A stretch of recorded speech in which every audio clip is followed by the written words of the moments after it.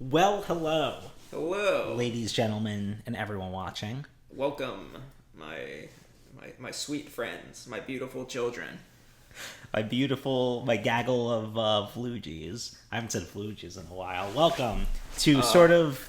We were so good. We were doing so well. We're doing so well. Sort of a year-end wrap-up. It's been a while since you've heard the two fine-looking brothers in a podcast environment, but we thought we'd come and return to sort of reflect as the year comes to its close, and we are going to be discussing each of our top 10 things of 2024. This is inspired by the podcast Versus Wolves that did the exact same thing.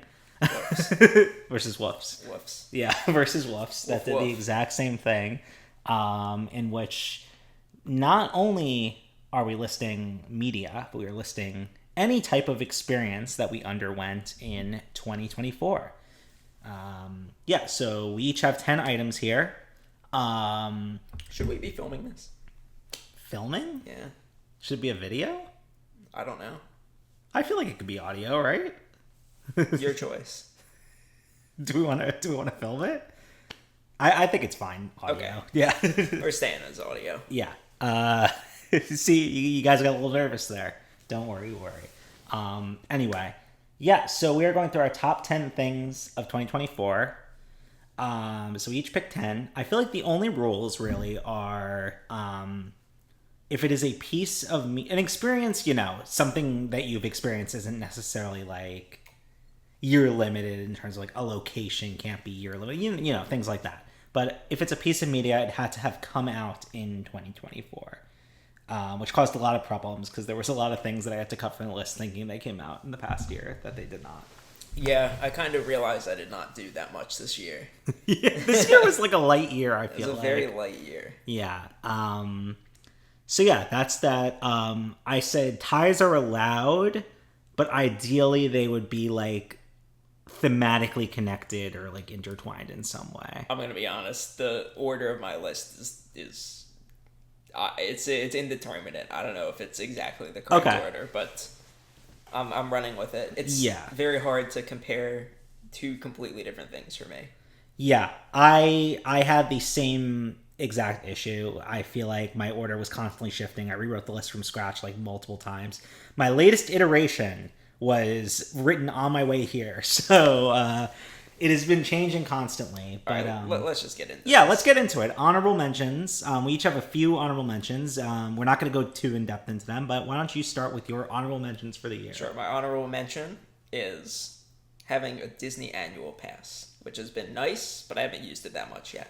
Okay, one of my honorable mentions was the times we have gone to Disney this year. Sounds good to me. Some of them use the annual pass, so that makes it. What's your next honorable mention? My next honorable mention is Tandoori Phillips, who is a character from Plum Court. I think technically he started last year, but I find him so funny. His impact was this year. I think about his pieces of wisdom all the time. He is a wise man, and he created a lot of impact this year, so that's fair. My next honorable mention is a food item from a specific restaurant. This is the wok charred edamame appetizer from Gonzo's. Good restaurant. Best edamame ever. I have had better. Okay. It's quite good. What's your next honorable mention? My next honorable mention is the album Assemble and the song that made me discover it called Last Rookie. It's an honorable mention because I literally don't have it. I cannot own it yet. But so far, I like all the songs on it. Oh, it hasn't been like officially released? Yeah, and I can't come into possession of it yet. Okay, my next honorable mention is the movie Furiosa. It was great. It didn't quite make the list. Did not make the list for me, but I did enjoy it. Nice. And my last honorable mention is Rivals of Ether 2, which is a great game, but I've put it aside for a little bit, but the amount that I played of it was great. I feel like I've heard of that. I won't make you go too in-depth into it, but what is it exactly? It's Melee 2. It's the only game that's not Melee and Project M that is good. in my opinion. Only good game other than Melee and Project M. No, the only good Melee game I know what that's you not meant. Melee and Project. I know what you meant. Right. And my last honorable mention is the family trip I took to Anna Maria Island. It was quite nice. Nice. All right. Okay. Who's going first? I can do my number 10 first. Go first. I'm going to start this list off with a big boom. My number 10 is the Costco guys. They almost didn't make the list, but I just thought they had such an influence on my year. They were just such a constant since like April or May when they first came out of the cocoon. I don't know. The fact that they live so close yet are so unattainable and far. One day. The growing lore and the introduction of new characters such as the Rizzler and cousin, what is his name? Cousin Anthony. Cousin Antonio. Maybe? Yeah. They just I just see them on my feed daily around 3:15. When they bring the boom, and it's just I see those like smiling faces of that kind Boca Raton family, and it sparks joy. I don't use any social media that they're on, so I really don't think about them that much. But I do find them funny, and I like them. And one day I hope to see them in the real world. Hopefully, an experience on the list for 2025 will Beating be the meeting Costco the Costco guys. guys. That's the goal.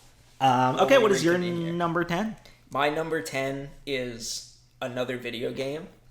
It is Animal Well, which is a indie puzzle game which scratches an itch for this specific genre of puzzle game, which is probably my favorite genre of video game, which is the brutal puzzle game or the meta puzzle game. There's only a few in that genre, and one came out this year, and it was fun. It was a great time. I think some parts of the ending kind of spoiled it for me. I was not too big of a fan of how it ended. Otherwise, really enjoyed it. Number 10. Okay. Does it have like a story and like lore and stuff, or Not really. It's like a platformer where you get essentially it's a it's a puzzle Metroidvania, if you will. So you get like Metroid. Sounds like my nightmare. You get Metroid items basically. Okay.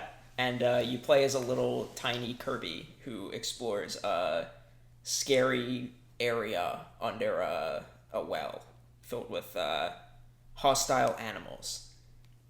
And it goes very in depth. I thought it was great. It elaborated on all of the things that it did, and I very much enjoyed it until the ending. Nice. The ending, I should elaborate. The ending there's like different things to collect as you go along in the game, and then the thing you collect in the ending, half of the things you can get on your own, and half of them you have to look up, which I thought was terrible because I spent so long trying to figure out things that I literally could not figure out on my own. So they should have split that into two. It's pretty much impossible to get without looking stuff up. It is. There is, again, the final collectible in the game is split basically halfway, where half of the collectibles you can get on your own, and I did, and half of them you have to cooperate with other people to get. Oh. That is, they should have been two different things. Okay, yeah, I see what you're saying. The fact that you can get half of them and not the other half is awful. Yeah. I remember there was a point this year that a lot of people were playing this game. I didn't seem like it was for me, so I never played it. I don't think you enjoy puzzle games, really. Yeah, that's fair. Okay, are we moving on? You could play The Witness, which I think is just the perfect version of this type of game. Okay. Yeah, you can go next. Okay, my number 9 is Backrooms Found Footage number 3 by King Pixels. That's a great video. Did it? Damn, It didn't I didn't think about it. Yeah. I missed it. This was one that I thought of today and realized it had to make the list, and I had to make some cuts. Just because I've rewatched it multiple times, and I think it's like a 45-minute video. I've watched it 4 times. Yeah. It's just it's just good. Like the whole thing is good. It's just so rare that like a video of that length makes you rewatch it not on, and I watched it on not sped up. I watch all YouTube videos sped up to 1.5 speed. I watched this normal speed multiple times. I think it's probably the best. I think it might be the best of the Game Pixels found footage video. It is. Oldest View 2 might be.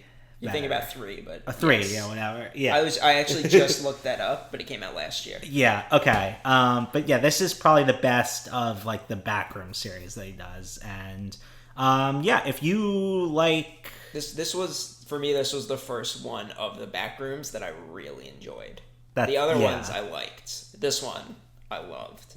Yeah, if you like any of like, I mean, I'm gonna say this, but it's redundant because if you like any of like the liminal space Backrooms type stuff online, already. You've already watched it. So, but yeah, it's one of the best horror things I've watched recently. Yeah, if you haven't watched Kane Pixel stuff, he's the best Backrooms liminal person out there. So watch his videos. Yeah, for sure. What's your number 9? My number 9 is. It's a twofa. It is foods that I have started to eat again because of the laxing of migraine restrictions on food. Ooh. So I have at least there was a bunch of things that I cut out of my diet, and a lot of them have rightfully been cut out. I've started eating 2 things again, which I cut out, but don't seem to cause any sort of migraine-related issues.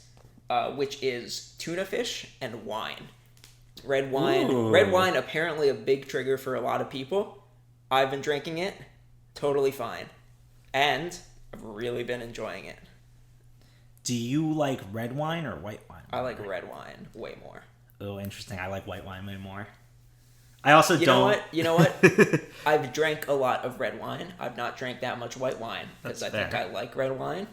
Maybe I need to give it a bigger shot. I need to give it a shot.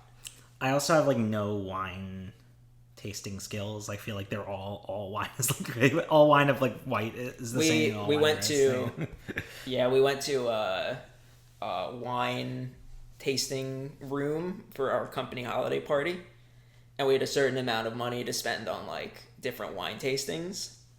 So I tried a few different ones, and I mean I tried expensive ones and cheap ones. I enjoyed the expensive ones. I enjoyed the cheap ones. Yeah, that's how I feel about wine too. I think I just like wine. Nice. Did you go to the place? I don't remember the name at all, but it's like where like there's wines on tap, and you go up and you like put your yes. That place is cool. It was really cool. Yeah. I enjoyed it a lot. I had one called The Prisoner, which a lot of people in my family really like. It's kind of an expensive one. It was great. I also had a really cheap one that was pretty fruity, which was my second favorite. I loved it. Nothing will ever compare to drinking an entire bottle of Rashi wine. Rashi is good. No, yeah. And so wine and tuna fish. Where is the best tuna fish that you've had recently? Tuna fish.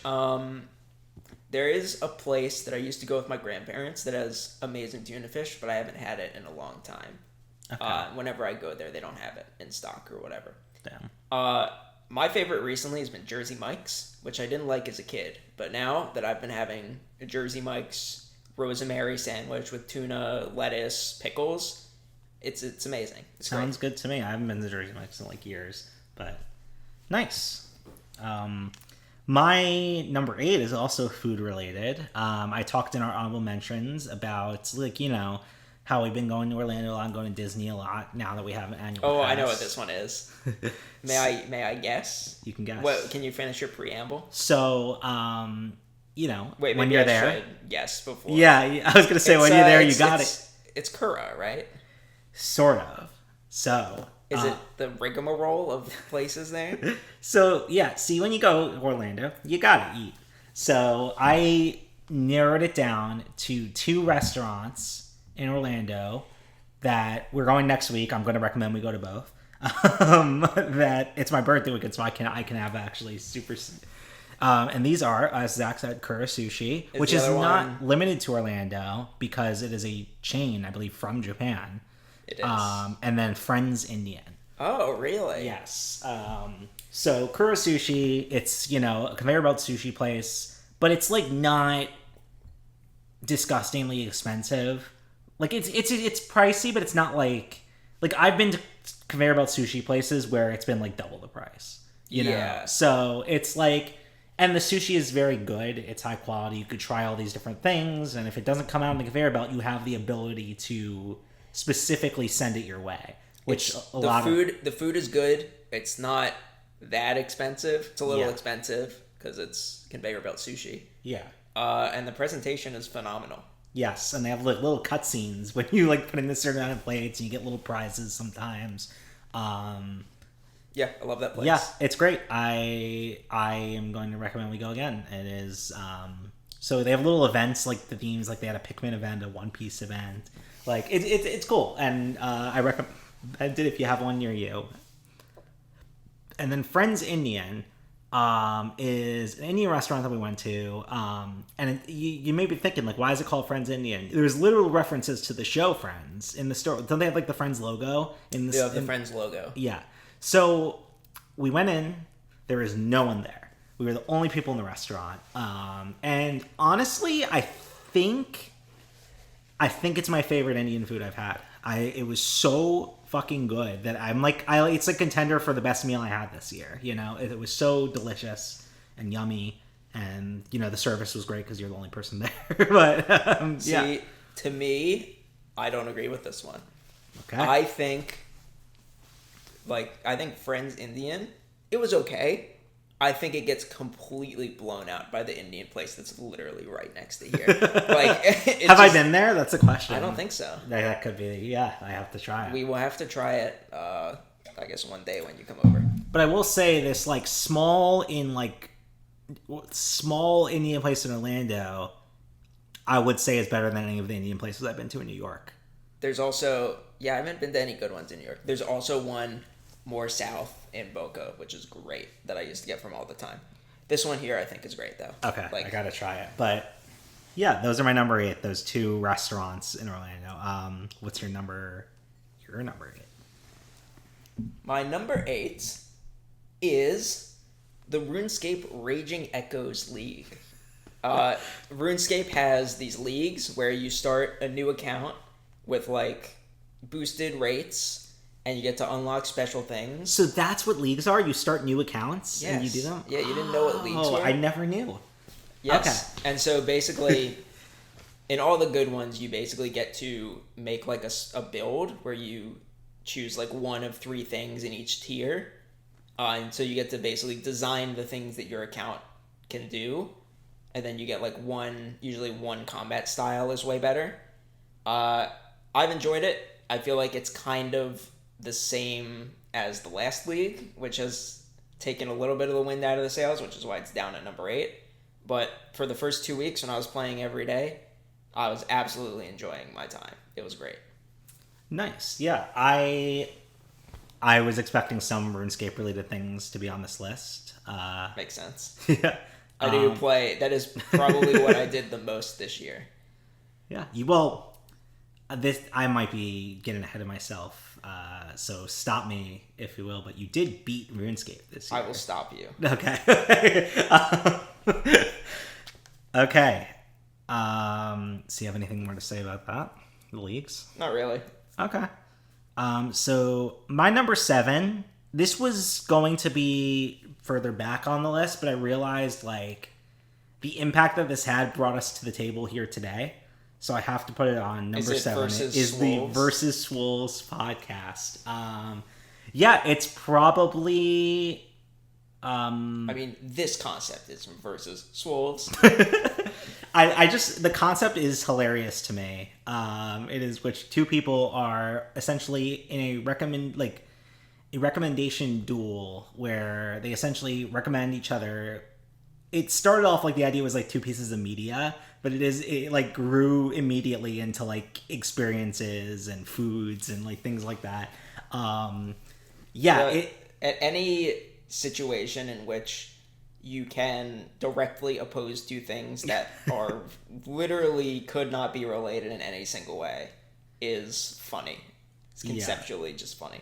It's the same kind of funny that Infinite Questions is, where the only rules are I think of something and you have infinite questions to guess what it is. No more rules. Yes. So some of the funny examples of things that happened is accidentally missing a fighting game tournament versus Fear and Hunger.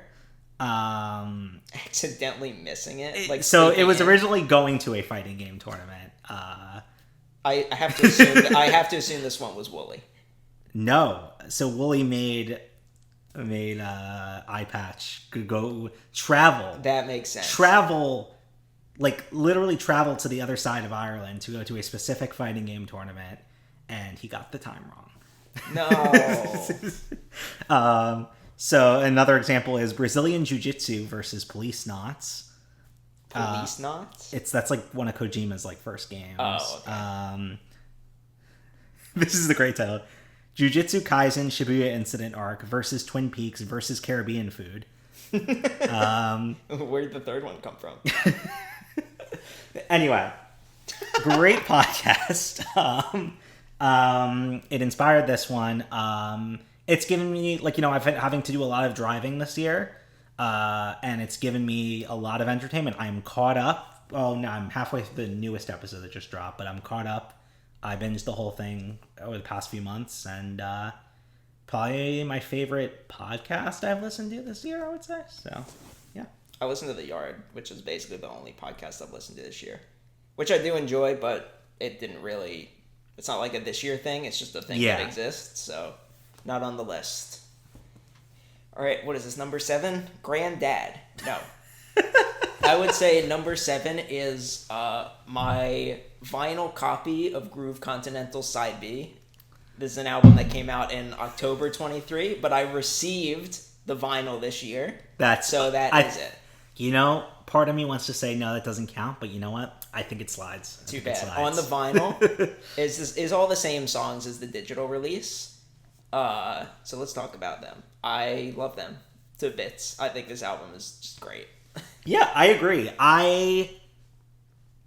The issue is I love the album. I got the vinyl as well this year. Don't think I've listened to the album since last year. I remember loving it, but it's not like, Bay 1 and Bay 5 where I'm like, oh, I can remember specific, amazing things about it. But it was great. But you should elaborate on it more. I love it. I think all the songs except for, maybe 2 of them. I saw somebody somewhere described it as, they said, this sucks. It sounds like music that would play at a Payless shoe store. I thought that was really so funny. Accurate. But I just like it. I thought it was good. I think all the songs feel good. The lyrics are pretty stupid, and I don't think Young Bay is about the lyrics though. It's interesting the arc that he's taken in terms of songs that I guess the style of songs that he makes, which it's so different compared to the ones that I first started listening to, and I almost like these ones more. Here's the thing. So I love Groove Continental Side B. I think it's a great album. He released Bay 6 this year, right? Yeah. I did not like Bay 6 at all. I like it, but there's really only one. There's 2 songs that I really liked, but one that I loved. Yeah. Which is Lightspeed, which I think is an amazing song. I'd have to re-listen to it. But yeah, I feel like and listening to it in the vinyl is the preferred method. So I feel like, yeah. Six is for sure music that's supposed to be played by DJs. Yes, it's very much more club music than... Yes, which I think is what he's doing more of now, which kind of explains why it sounds like that. Yeah, makes sense. Fine with me. Your number 6? Yeah, one sec. My laptop is not charging for some reason. Oh, hold on. Oh, is it the light? It's the light switch. That's happened to me in some places I've lived. Can you turn on the fan too? Or will that be too much noise? Who cares? Who cares? Anyway, supposed to just turn it down the temperature. It's not charging. Did you get the right switch? Plug it in the other one. Yeah. So I got the right switch. Anyway. My number 6. Oh, you definitely can hear that. Okay, yeah, just turn it off. It's fine. It's not that hot. My number 6, was that your number 6? Or that was your 7? That was 7, yes. So my number 6 is the movie Love Lies Bleeding. Interesting. I've never heard about this. Not necessarily the movie itself, because I would say I think Furiosa I liked a bit more. But I would say the experience of seeing Love Lies Bleeding in theaters was one of the best theater experiences I've had in a very long time. So essentially, this movie, I can't remember if I told you about it, it's essentially like Kristen Stewart and this other actress whose name escaped me that I probably should have looked up before we started recording. Is that Bella? Yes. Okay. It's Bella. And they're essentially this lesbian couple, and they're like dealing with like organized crime shit. And it's like, good movie. The movie is, completely grounded in reality, organized crime related movie, and it is a great movie for that genre. I'm going to do spoilers right now, so I think I have to do spoilers to put my point across. There is a point in the climax of the movie in which one of the characters transforms into a giant monster and goes on a rampage, and everyone in the theater watching this movie collectively was like, what the fuck is going on? And it was just like and at that point it shifted from like, there's theater etiquette, theater rules, everyone kind of, behaves themselves in the theater. This was like an artsy theater in New York, so it wasn't like going to be like rowdy people or anything. It just shifts completely into like full, everyone is talking at full volume, like commentating over the movie. It was just such a memorable experience, and it's a great movie. Insane ending. And just everyone being in the theater experiencing that and like going crazy was probably the best theater experience I've had this year. So I feel like it ranked pretty high for me. It sounds like fun. The movie sounds absolutely terrible. I'm never gonna watch it. You don't have to watch it. It is a very good movie. If I could have experienced that theater, that would be nice. Yeah. If I could teleport you back in time to being in the theater with me and my friend, I would. What's your number 6? My number 6 is... It is a category of things, but also one example of it. It is Simple Flips this year. Okay. And my example for it is the 1 million coin grind video. Maybe also the Galaxy Let's Play video. But the 1 million coin grind video is just... It's the epitome of the Simple Flips arc this year, which has just been just finding joy in things that aren't real, things that don't exist. Yeah. Like, I don't know how to describe it, but, okay, he did this thing this year where he played, with Nathaniel Bandy, he played every 2D Mario game, and 100%ed all of them. In one of them, I forget which, Mario Wii or something, New Super Mario Bros. Wii, you get a special achievement for getting 1 million coins, and it... Wait, is it... it's not Wii, it's the 3DS one, right? It might be the 3DS one, yeah. Is that the one with the golden Mario in it? Yeah. Yeah, the 3DS one. There's, it's a text box that says, congrats, you got 1 million coins. And they decided that they weren't going to do it, and then Simple Flips just decided he was going to do it. Just to get it, and the arc that this video takes is insane. At one point he adds a scrolling picture on the top left of it, but it's one picture and it scrolls, but it somehow looks like it's a new picture every single time. I think you've watched this video. I made it like a third of the way through, and then for some reason I stopped watching. I do plan on at some point I gotta just watch it all the way through. But to me, it spoke to me because it's him doing the same thing over and over again, but like the development of the narrative of this video, despite the fact that it's playing one level over and over again, the narrative, like, it builds up. I don't know how to describe it. No, and then it begins partway through the video where he starts talking about doing 2 million coins and then doing 10 million coins. And he relates it back to RuneScape logic where if it's like, what is he says, I imagined myself doing it once. I'm a quarter of the way there. I can feel what it felt like to do it once, and it wasn't that bad. So I can do it 3 more times. And that's how RuneScape gets you. No, it's like I totally get what you're saying, because it's like that thing, that feeling when you're like, you know what, I'm not going to do this thing. I don't need to do it. It's not a big deal. And then you sit and then you stew for a bit and you're like, I have to do it. And then you, it's, no, so I know I've been meaning to rewatch that, but yeah, I never got in super hard to simple flips, but I have had fun watching random simple flips videos and clips in your apartment. And he has for sure gone, like, back when I edited videos for him. You edited videos for him? A few of them. I should have continued to do it, to be honest, but I stopped at some point because I was busy with like school and stuff.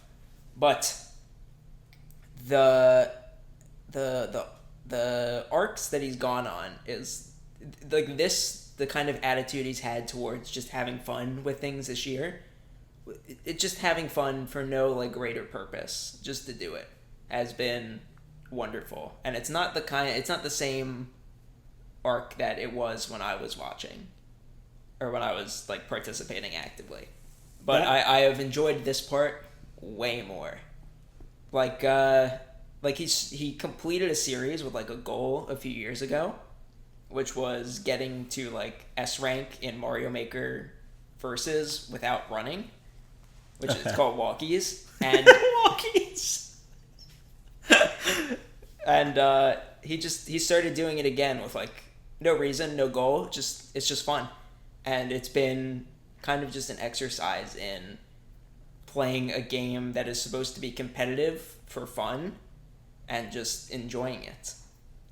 That sounds great. This is like you've like this is the first time I think you've sold me on wanting to watch simple flips, which is despite watching multiple clips and stuff, I haven't necessarily gotten that sell yet. So okay, another thing. Yes, I'm gonna let this topic go after this, but the multiplayer versus levels with friends in Mario Maker I guess initially it starts off as like trying to win, but then they start adding like more conditions for like what is a victory, I guess, like a mental thing where it's like it's a famous, like, it's a popular clip and it's one of my favorites where Foxen is like running, he's like, they finish the level and then basically the game runs for a little while as it plays the animation and then it ends and he's like, I'm gonna show up. He's on like a conveyor belt, like, dude, I'm gonna show up, and then he shows up like right in the end of it. Yes. And so at that that's point, a win condition. At that point, like showing up in the end is like winning, or like stopping someone else from winning. I don't know how to describe it, but it's like you can. There's no point in winning, so why not just do other fun things? Like just create artificial win conditions. That sounds great. It kind of is similar to the genre of game that I like, where it's like game that doesn't have a purpose and you have to make your own purpose, like the Gmod game where you literally just sit in an elevator for a few hours with your friends. Yeah. And you just ride the elevator. And I've watched videos of that, yeah. You have one button that coughs, one button that checks the time, and one button that like every 5 minutes you can slap someone. And that's the gameplay. I like that it's every 5 minutes so everyone's just not mercilessly slapping the whole time. Button to cough is so funny to me for some reason. Anyway, you're up. Nice. Okay, so my number five is a tie that is incredibly thematically connected because I think both of these things serve the exact same purpose. Okay, what is it? This is the One Piece anime special One Piece fan letter and the YouTube channel Melon Tea. So One Piece fan letter is it is I don't know, it is made by like Toei Animation, and it is a complete love letter to One Piece fans that is simultaneously like it it it shows attention to every single like type of One Piece fan by creating, I'm trying to like find a way to explain it, like creating analogous in-universe characters. So it's like oh, this group of like people at this bar on this specific island that we visited are like commentaries over the people that like fight over power scaling on Reddit, you know, and it's like things like that. And it's like, you know, like, and they focus on these characters that are specific fans of specific characters, and how despite like, you know, all, without like spoiling the story or anything, despite all of their like differences and the different things they come to the series for, or in the animation they are a fan of a specific pirate for, you know, it's like they all come together and bring a piece of the puzzle together to like solve a mission, and it's like it's beautiful, it's great, and the animation's incredible, and yeah, it you know, it's made me cry. But yeah, so, and then the YouTube channel Melon Tea is by far the best One Piece channel out there. Up until recently, she was doing like more long form analysis videos of like different like themes in One Piece, characters, arcs, things like that. But she recently started doing chapter reviews, which I think are the best chapter reviews probably. And yeah, she, you know, she's created this like this consensus that's just like, oh yeah, like everyone fights over which One Piece YouTubers they watch and which chapter reviews they watch. It's like, oh no, but no one doesn't like Melody. Like she's the best. Like everyone, it's like a given. Like best videos, great channel. I feel like both One Piece fan letter and Melody's channel, like, were my favorite one. No. Were great One Piece experiences that reminded me why I love being a fan this year. So that's my number five. I have not read One Piece yet, but I'm already annoyed at power scalers. Good. Send tweet. I hate power scalers because they miss the entire point of the series. Yeah. Okay. What's your number five? Number five is finally actually studying Japanese. It has been years. Let's go. It has been absolute years coming, and I finally did it. It absolutely sucks to do. It is a huge time sink, and I've kind of tabled it a little bit right now, but I have done it, and I'm starting to be able to understand things, which has been great. That's really this good. has been it's been tough. It's so complicated. So it's painful all the time that I'm doing it, but the payoff has been very satisfying. Just wait, the payoff is huge. That's amazing. I've been doing Duolingo Hebrew the whole year, and I feel like it is not effective. And I definitely know more than I did, but it's not enough or the pace I would want. So I'm going to probably switch to your method sometime soon when I have the time to just sit down and do that. Yes. I am basically following what the YouTuber Trenton, like, what his videos are about. Not exactly, but I'm kind of following his philosophy on it, which is memorize as much vocabulary as possible, and then listen and read it as much as possible, and don't use Duolingo or textbooks. I took a class on it probably like 5 or 6 years ago, where I learned all the textbook stuff that I need to know, and then Now it's just kind of memorizing 10,000 vocabulary words. Yep. It's cool, like, thinking about, like, what the human brain can do if you approach it correctly. It's like yes, we are capable of doing this, just we don't, you know? It's like... But people all over the world know multiple languages. I don't. Maybe it's time for me to learn. Yes. Right? Yeah, I hope that this time next year I can be saying the same thing for Hebrew, that I use this method and now I know a lot. So Hebrew is literally the same as English. what? No, how? It's the same like sentence structure. It's just different Yes, words. yes, that's true. It's very similar in that sense. But yeah, no. Everything that I got when I learned Hebrew was that it is English with different words.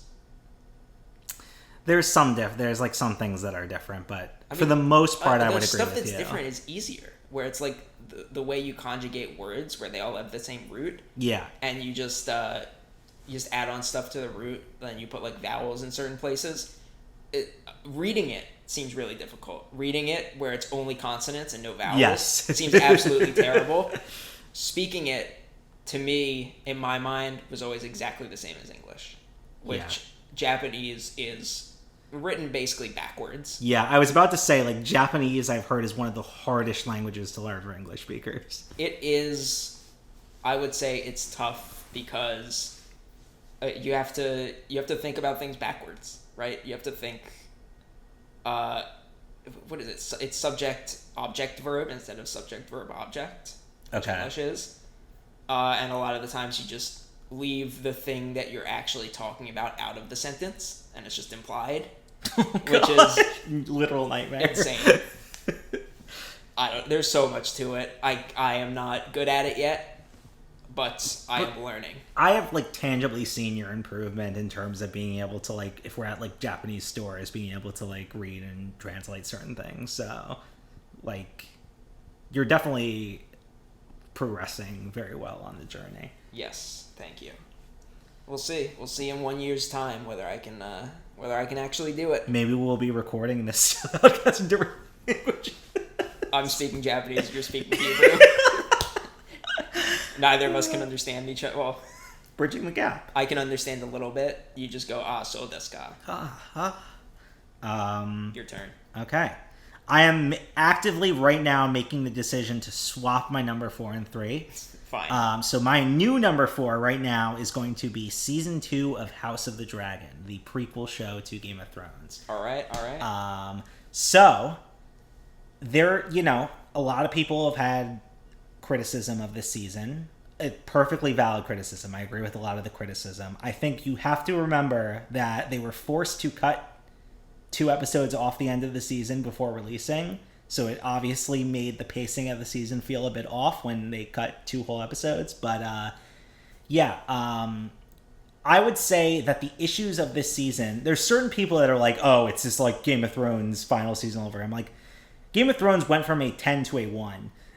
this is from like a 10. Season 1 I would say is like a 9 probably. This is like a 9 to an 8. Like it's like that's the level I think of like talking here. Anyway, I am the Professor of Thrones, you little bitch.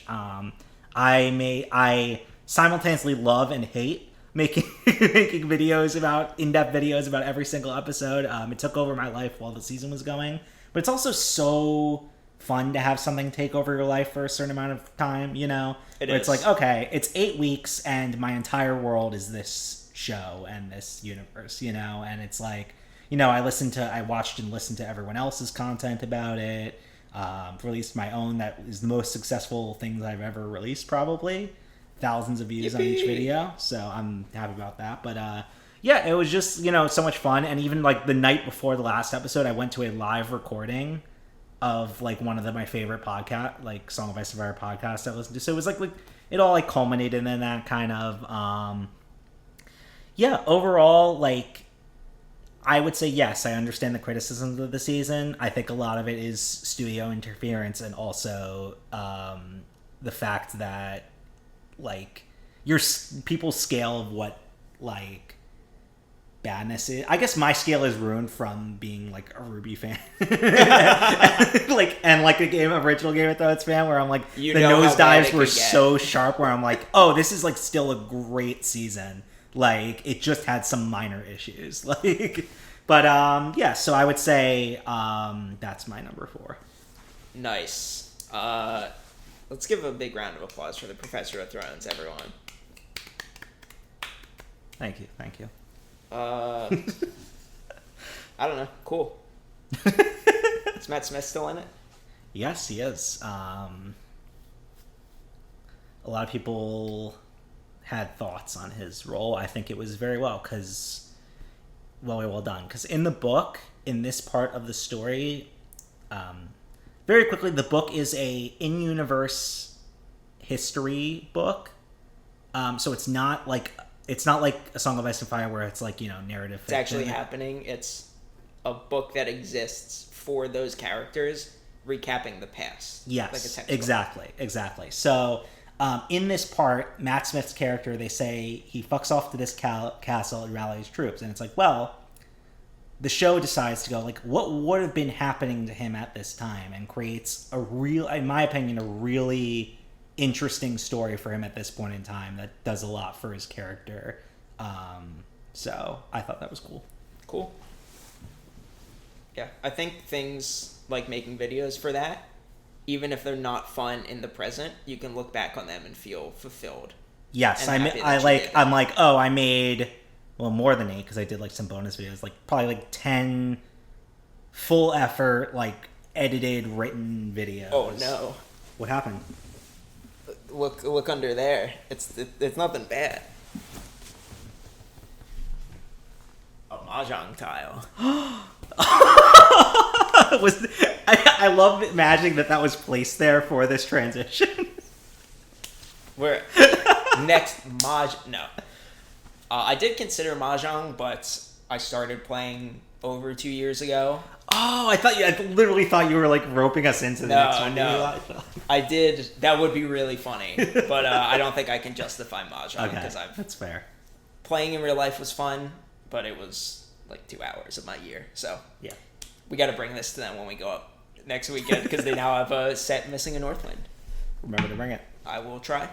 Okay, what's your number 4? Number 4 is another video game, the game of the year, Balatro. I knew that was going to make the list. Balatro is an unbelievably good game. Send tweet. It's just good. I've heard it is like I guess I just don't like card games that much, but like I have heard everyone that has played it a lot has said it's the most fun game they've played all year. So there's also a specific genre of like images where it's somebody being like, I don't get Balatro, and then they play it, they're like, I understand. I've been playing this for 8 hours straight. Maybe that would happen to you, but maybe one day. I've enjoyed it. I've enjoyed playing it. I am not rushing through doing everything in the game. I'm just enjoying it. And in addition, I've been writing mods for it, which has been very fun. And I've kind of started to understand how it really works, which has been very fun. I think that's almost more fun than playing the game. That's really cool. Like, what kind of mods? Can you talk about it or no? You can add new cards and stuff. Whoa! So I've added probably probably like 20 cards recently, and it's coming out pretty soon. Yeah. Nice. Good game. Happy for it to win Game of the Year. I think it's the first indie game ever nominated for Game of the Year, like anywhere. I think it's really cool that I've never played this game, but I think it's really cool that something like this game won Game of the Year. It did not win, but it won indie. Oh, it didn't win? No.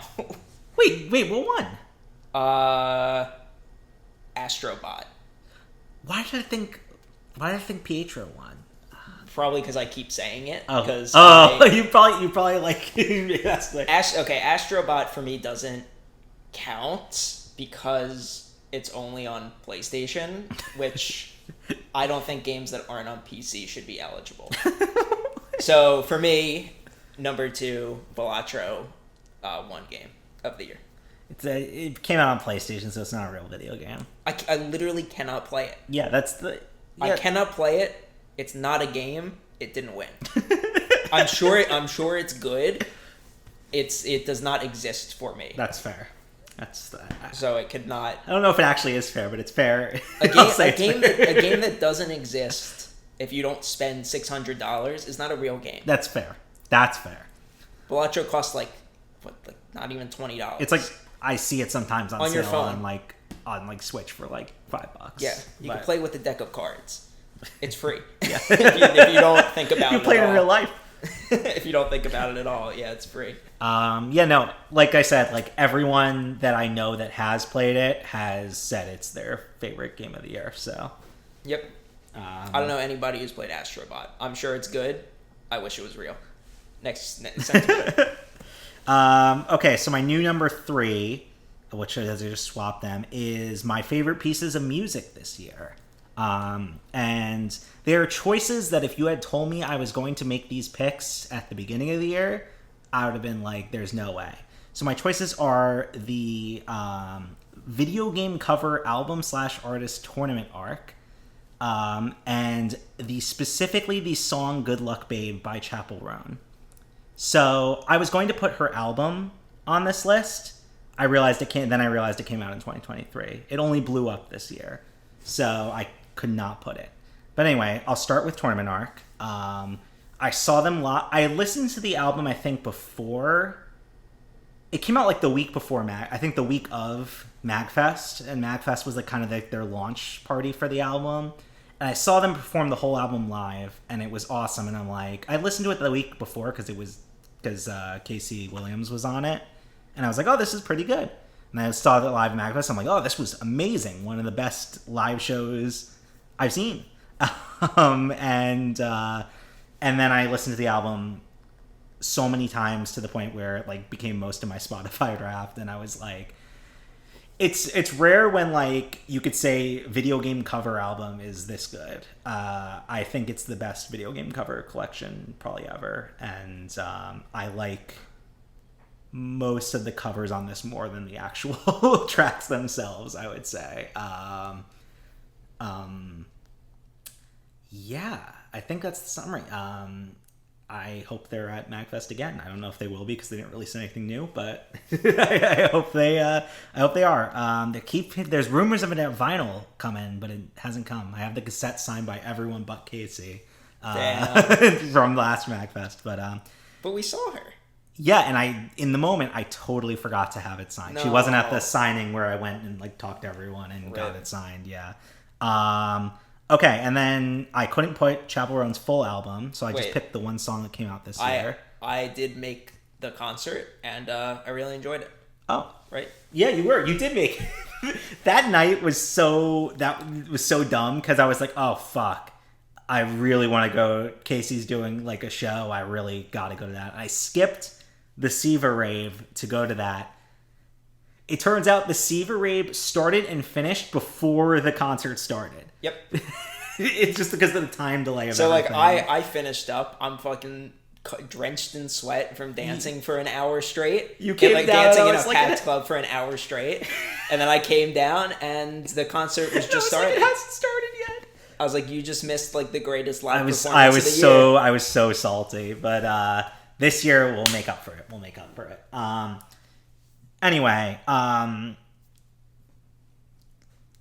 what's the next one? Chapel Roan's like whole album is great, but it came out. She's like she like blew up this year, pop artist. Chapel Roan. Have you not heard of her? How do you spell her name? It's hard. It's hard. Like chapel, like CHAPPELL space ROAN.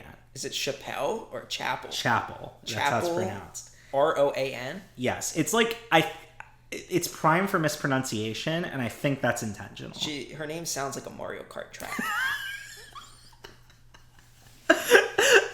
Moonview Highway. Chapel Roan. Mushroom Gorge.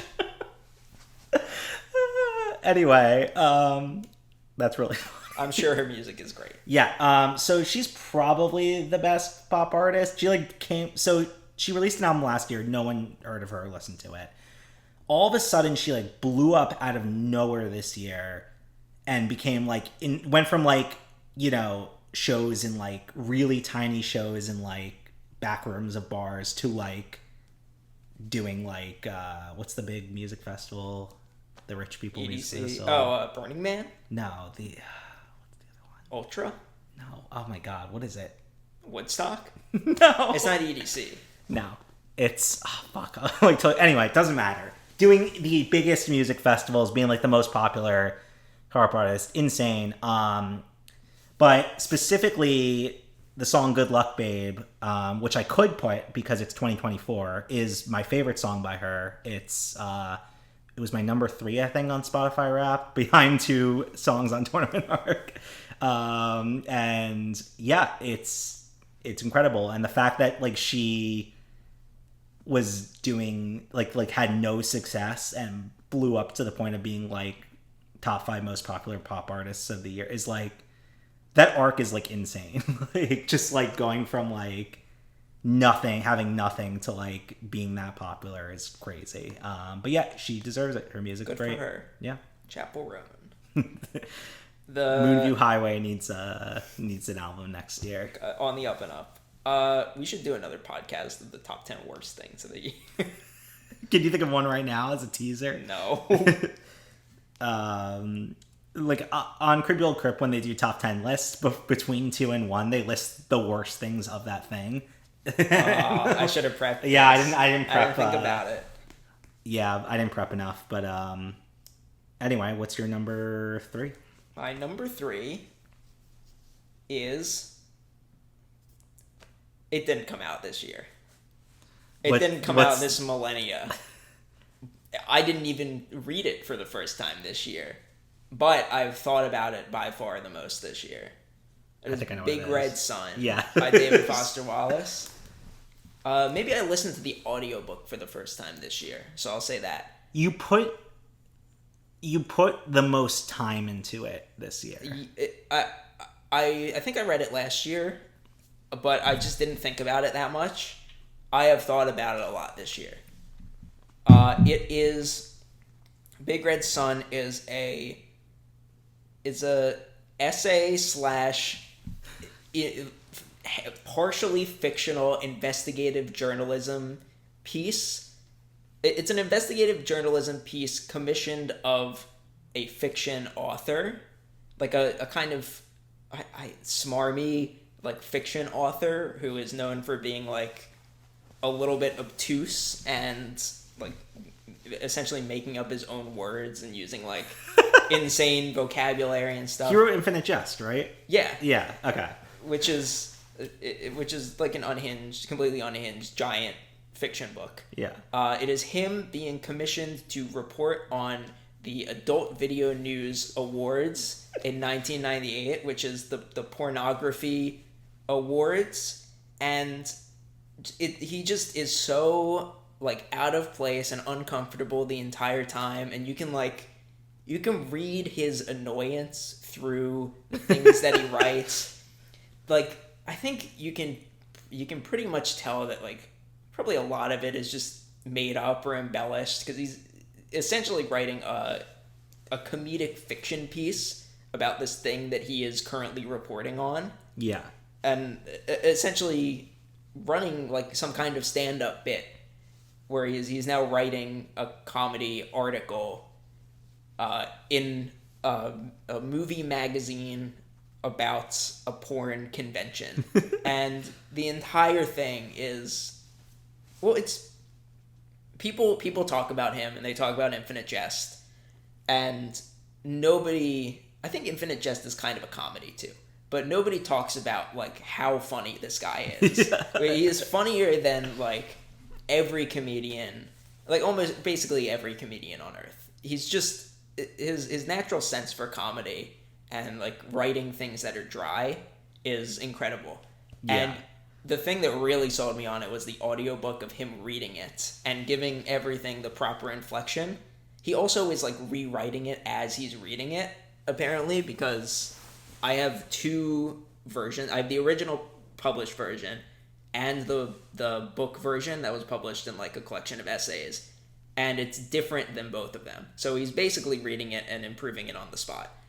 Okay. His description of these things is just it's hilarious. I don't know how other to put it. It's something that is so constantly funny for so long that it is incomprehensible.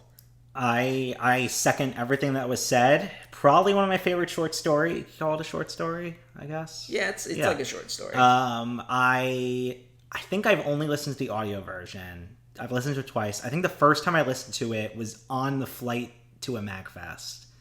It must have been 2023. I think it was 2023 because I was flying alone, so I would have been flying from New York to okay. So, and I remember it was just so fucking good. There's just some incredible lines. I say this every time we talk about it, but I would highly recommend you read or / listen to Hunter S. Thompson stuff because, like, I think there's a lot of inspiration. Yes, there. I think Fear and Loathing in Las Vegas is essentially book specifically is essentially an entire book of Big Red Sun.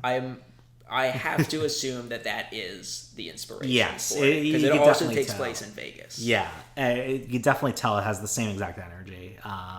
But yeah, it is so fucking funny and good, and like it's like every man on the ground experiencing some insane event, but also he's a comedic genius at the same time, you know? It's like he's simultaneously the everyman and the funniest person ever. He's an everyman that is so hilariously out of place. Yeah. And is like one of the greatest writers of all time, being dropped in this place that has zero sense of irony and nobody is smart. Smart's not the right word, but like nobody's thinking about it as much as him. Everyone else is just having a good time in their industry. Yes. And he is constantly being blown away. At one point, he describes this thing where everybody is talking about like Buck something's house being available for filming, and he's like, every person says this as a matter of fact that his house is available for filming, and nobody elaborates in any way. There's his description of the fight of one of his fellow journalists that traveled. So the journalist that edits the magazine that basically commissioned him to write this piece as a joke. He is telling this story that was relayed of him getting in a fight with a porn star because allegedly because he wrote that she wouldn't win any beauty contest, but she sure could suck dick. But it's kind of revealed that she was actually mad at him revealing her details of the get-rich-quick scheme involving pornographic gumball machines. And he describes her like running up in 6-inch heels and trying to knock his glasses off and performing an LAPD style, what Dick Filth attested to be a pretty authentic LAPD style chokehold. And she performs a set pick off Ron the Hedgehog Jeremy. It's just the words that are written in this thing are so unbelievably funny. Just remembering it, I'm like dying laughing right now. That's how good it is. His description of a fight that he wasn't even there for. It's just being relayed to him. So good.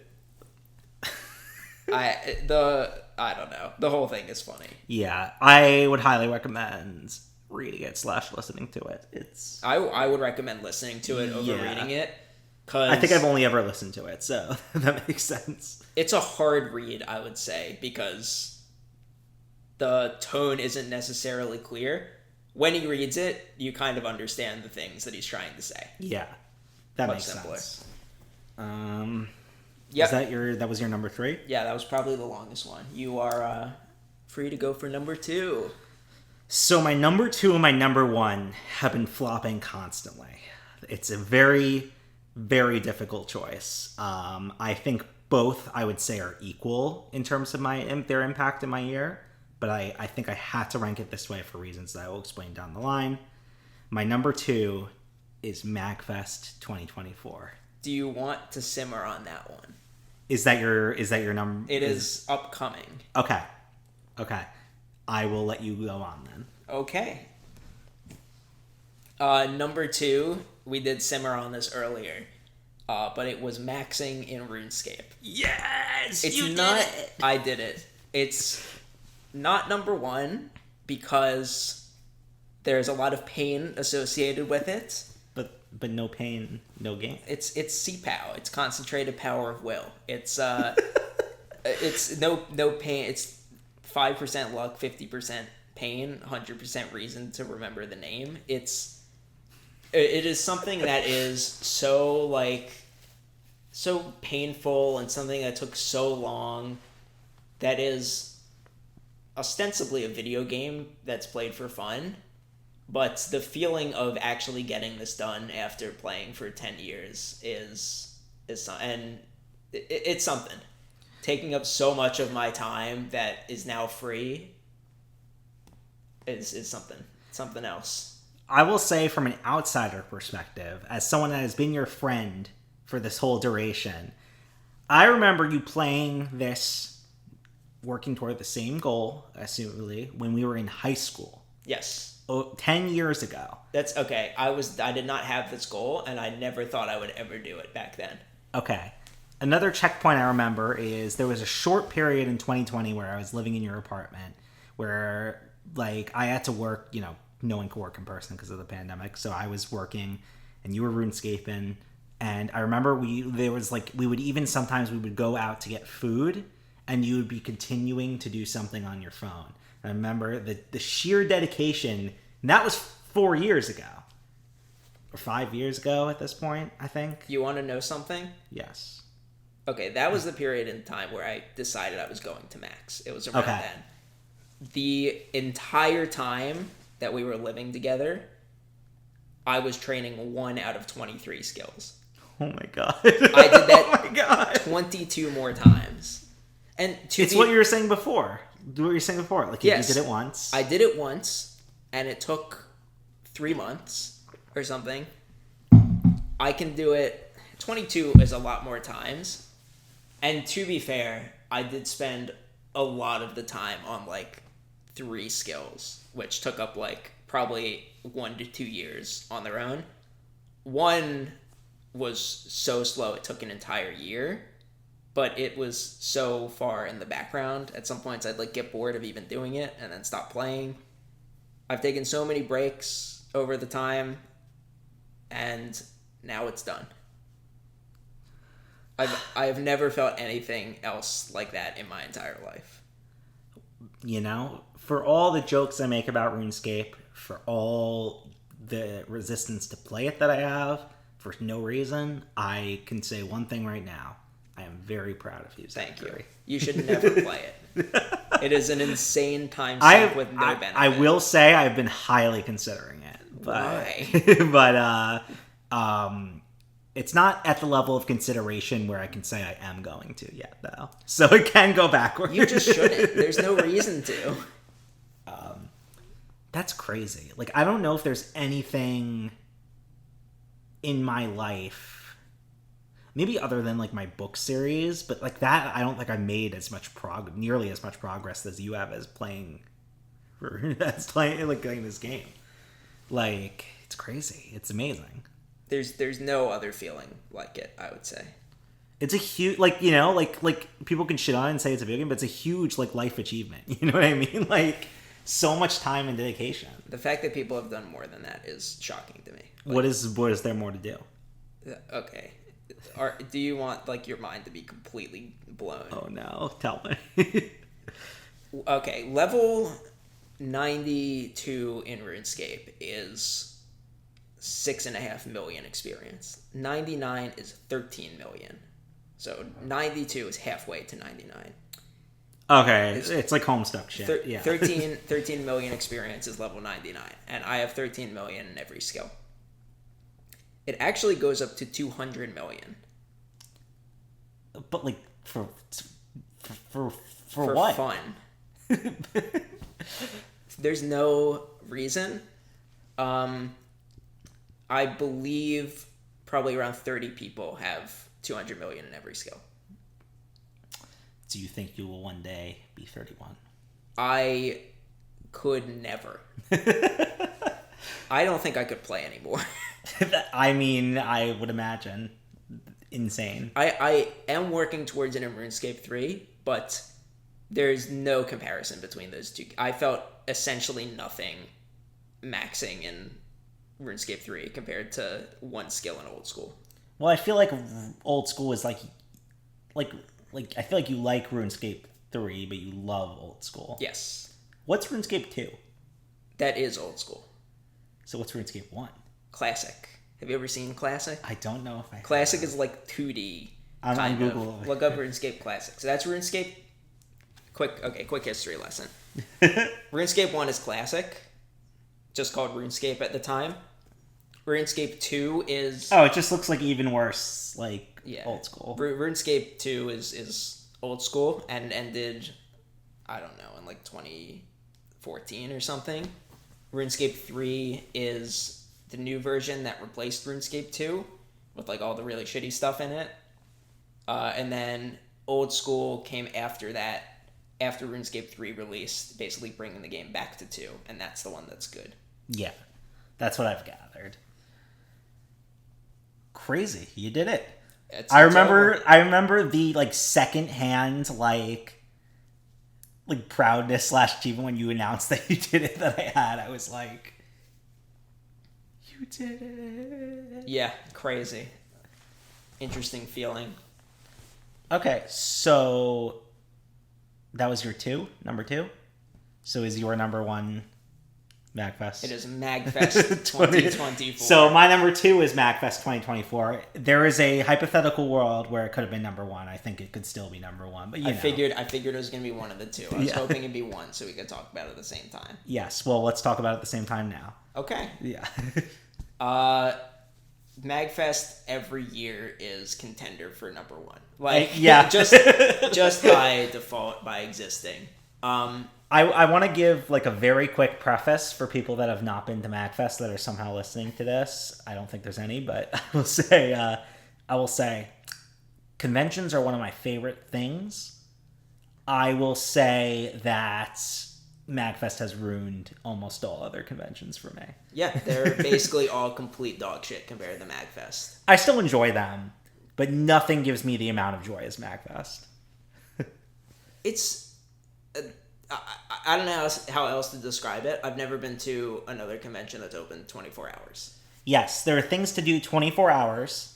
All the years I've been so far, this upcoming year is actually going to be the first year where this isn't the case, but the convention is in where you are staying, essentially living for the days. There is normal show floor. There are 3 arcades, essentially. There is... giant arcades. Yes. There is retro games, not... Retro consoles. Retro consoles. There is retro and modern arcade cabinets. And there is indie games that are being showcased. Yeah. And at the same time, there is an entire multi-fronted music festival happening. There's just so much to do. So many people you admire just show up. Like, it's... And just even walking around the little, like, village that's around it, when, like, going to all the restaurants, just being with friends. It's like no event. It's the only event, I would say, that just feels like home.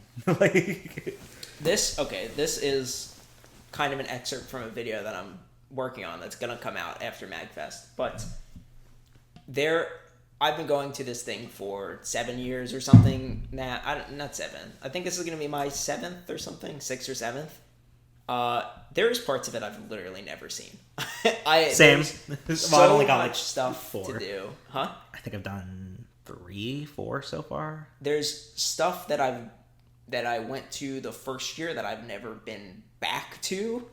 Like, there is there's too much for me to do every single time that at this point I have too many like recurring scheduled things that I cannot do everything.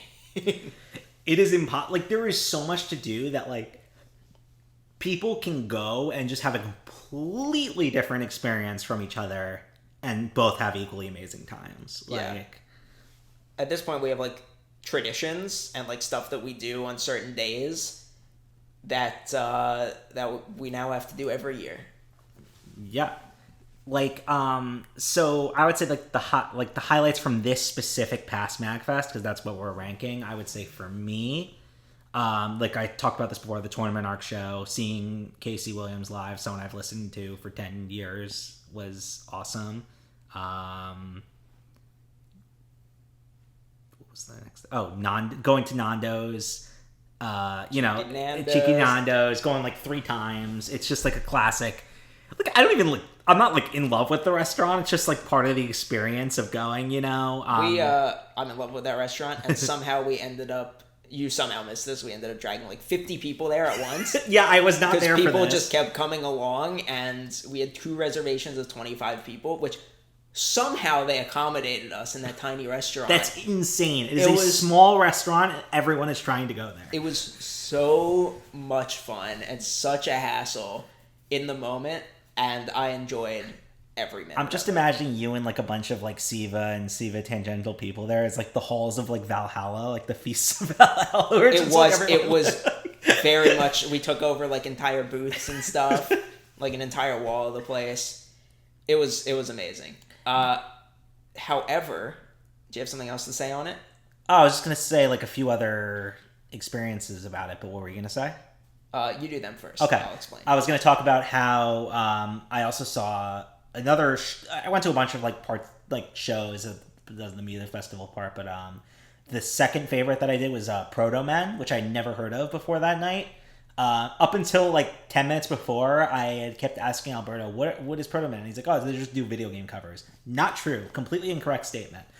But they create original music, and essentially it's like a loose like adaptation of the story of the NES Mega Man games. Did you go to this show? Yes, it's the one where one guy plays. No. Never mind. No. I don't know. So it's like a loose adaptation of like the story of the NES Mega Man games, which don't really have a story. And it's like this incredible like heavy metal like emotional rock opera. And it's probably some of like the best metal music I've ever heard. And it's like that's the premise. Maybe I did go to the show. I can't remember. It was so fucking good, and I bought one of their vinyls where they covered like a bunch of Queen music. Have not been able to listen to it because I've not had access to my vinyl player since then. But that was another amazing thing. Just being in that environment, like that hotel and that village, is like just I don't know. It's just so like home to me, and also just being with like some of my best friends for 4 days. It's the best. Aww. That's not exactly how it was written on my list, I will say. It was written as MagFest 2024, but next to it was written Ultimate Quality Achieved, which is the DJ set that Siva Gunner put on at Poe's nightclub. It was made by Zarlable. It was fucking amazing. I listened to it all the time. It was an incredibly good time to like essentially dance with my friends to something that they did for an hour straight. I enjoyed it so much. People are saying it's the best Siva thing. People are saying this. They are? Who's saying that? People. Me? I'm sure. Okay, people. Yeah. I know people. No, I'm so sad I missed it. I'm so sorry. This was the first year that I didn't go to Poe's nightclub, which is like a huge part. For context, in the hotel, like in one of the higher floors, there's like a full nightclub, and it's just insane because it's like a normal nightclub, but like it gets taken over by like MagFest attendees for like a few days. Yes, and there's like also like some normal nightclub patrons there too. Like they get there and they get completely like overrun by nerds. Yeah. But yeah, I really wish I could have made that set, but hopefully this year I can make it to all the Siva sets. That's like right now I'm like thinking, I'm like, there's nothing that's been announced yet that would take priority over it, but who knows what could be announced in that. I cannot imagine anything taking priority over it. Yeah. Do I have anything else to say about MagFest? That's it for me. I think that the one coming up in less than a month is going to be even better. I think a lot of That's a hot take. a lot of our friends are going to be there. Yeah, so many people we know are going to be there. The thing that's different this year, though, is that we are not staying at the Gaylord. We are staying at a house nearby. So we will see how that differentiation changes up the feel and vibe. I honestly, like, the more I think about it, I think I might end up doing more because I'm not going to be tempted to go back to the room for a lot of reasons. You know, like I'll be like exploring more, finding more new things. I feel like I'll have more time to just soak it in. I think it will be, for me, annoying to try and put my backpack in somebody's room. Otherwise, or carry it around. Otherwise, that is the only thing I think is going to be annoying. It's going to be a 10-minute Uber to go sleep for a few hours, and then a short Uber to come back twice a day. Yeah. Which, you know what? Fine. Not a big deal. Yeah. Okay, is that it for... That's good for me. So... I was very tempted to put MagFest as my number one. It was going back and forth. But when I thought about it, I was like, MagFest was an incredible experience. It was one day. It was 4 days out of a whole year. Something else gave me joy week after week for the whole year. Almost week after week. There were still a lot of breaks. And that is the One Piece chapters that came out this year. That makes sense. I had to put it at number one because the year began with the climax and conclusion of the Egghead Island arc. Saying the name would just make Zach laugh. What about the Egg Fred Island arc? Egg Fred Islands. That one's not as good. Why not? You don't like Fred? So I think, I've been the One Piece fan for a long time, almost 10 years, and I would say forever, Enies Lobby was my favorite arc in the series. Egghead has usurped Enies Lobby as my favorite arc. I think the climax and conclusion of this story, particularly like the first half of this year, is some of the best things ever written in all of fiction. I think, the ending of Kuma's backstory and like the this I did like a video in the beginning of the year explaining how like I think it's called Kuma is the Heart of One Piece. We're explaining how like his story, which we get bits and pieces of and don't really fully understand throughout the whole series, is like interwoven into everything in the series so far, and finally it just comes out and explained, and it's like the best character backstory in the whole series, and like how he's interwoven with so many different characters, and like God, just the panel of him punching one of like the five elders in the face is just one of the best panels in any manga ever. God, it's so good. Anyway, the whole climax and conclusion of this arc is just like, it's the best One Piece has ever been, in my opinion. And I think it was incredible to read it week by week and like get like legitimate answers to things that have been built up and like spread out throughout like the whole series, and like finally like all the stuff with like Emeth and like learning more about like like the Void Century and everything like that. It's so good. And then now I will say like we've also had Elbaf stuff. There's some controversial shit in it, like bringing back a character that has been dead for